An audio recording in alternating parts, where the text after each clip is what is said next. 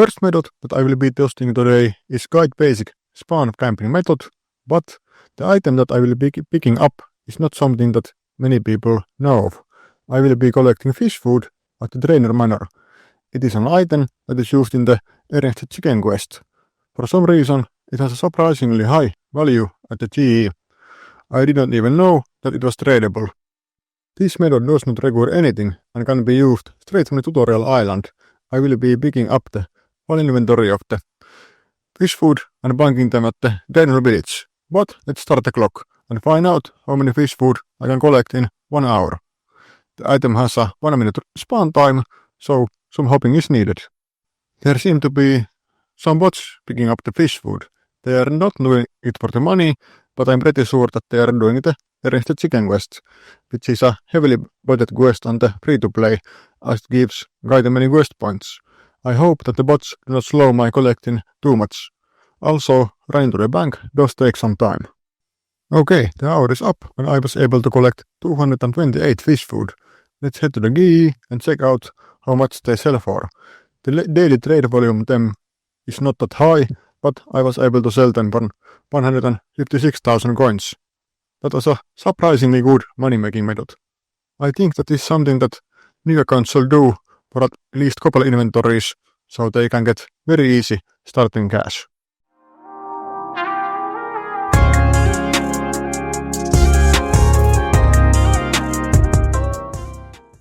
The next method does also involve the trainer village. I will be buying rope from the Ned.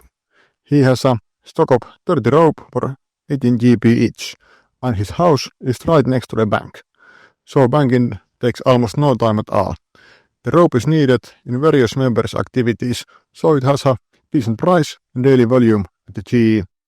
But let's start the 1 hour clock and start buying the ropes. This method does require some starting gas. The stock restores quite fast, so I can collect a couple of inventories before hopping. There seems to be some bots doing this method, but I do not think that they affect the profits that much. And that was the full hour. I was able to buy almost 3,000 ropes from the Ned. Let's check out how much they sell for. The total profit that I made from selling them was 131,000 coins. I would say this was quite decent method, and I can see why some bots are doing it.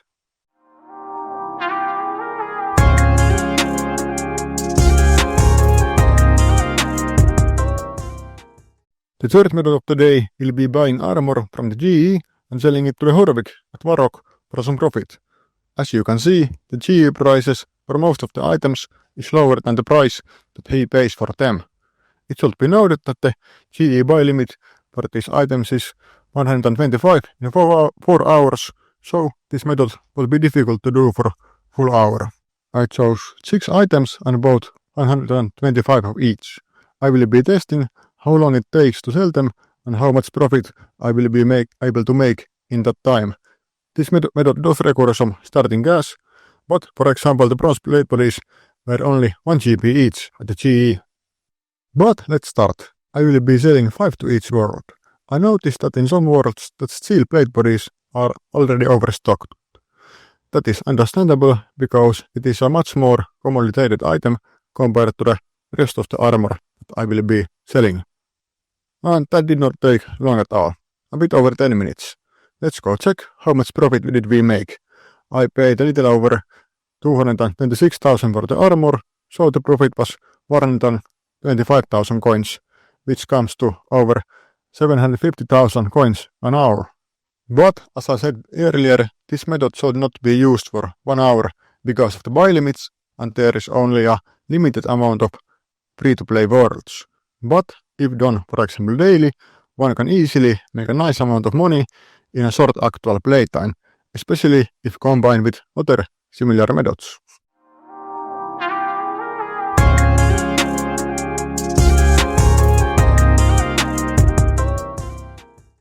Next, I will be testing if making item sets can be profitable. The sets can be made at the GE and they combine a bunch of different items into one item. Most of them are armor sets, but there are also some other set categories.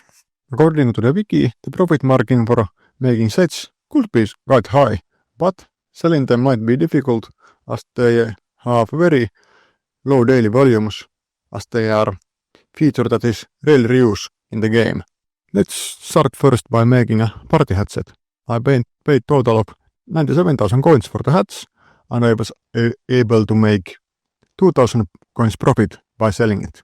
After that I made a couple of different armor sets, but I quickly noticed that the GE list price and the actively traded price had a quite large differences, which made finding the actually profitable sets more difficult. The gilded armor set could have the best profit potential, but it would cost almost 30 million to make it, so I will be not testing it today. My most profitable set was a iron gold trimmed set with a skirt, which made me over 41,000 coins profit. The worst one was an adamant trimmed set with a skirt, with which I lost 9,000 coins.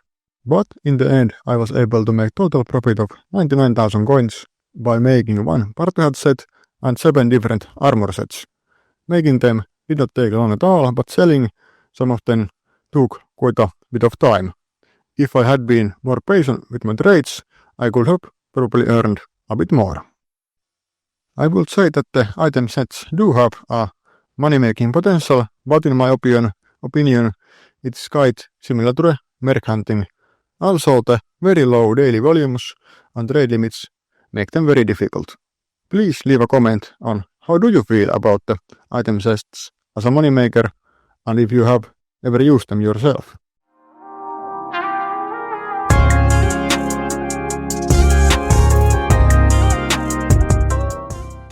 The last method of today's episode will be making pastry dough.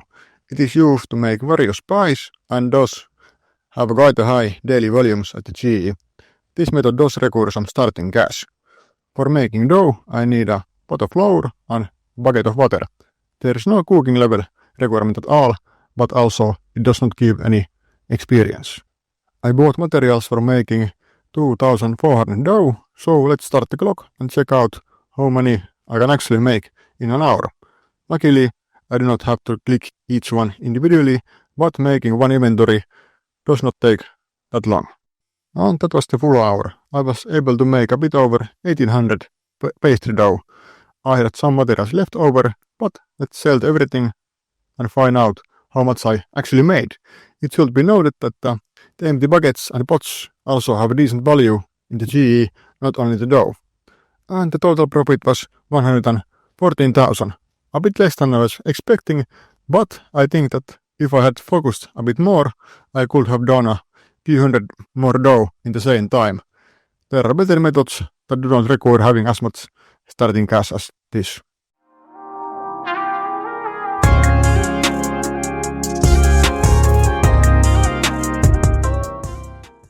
And that was all for today's episode. It should be noted that the prices of the items will change over time, so you should always check them beforehand. Please leave a comment if you have some unusual free-to-play money-making methods that I should try on the next video.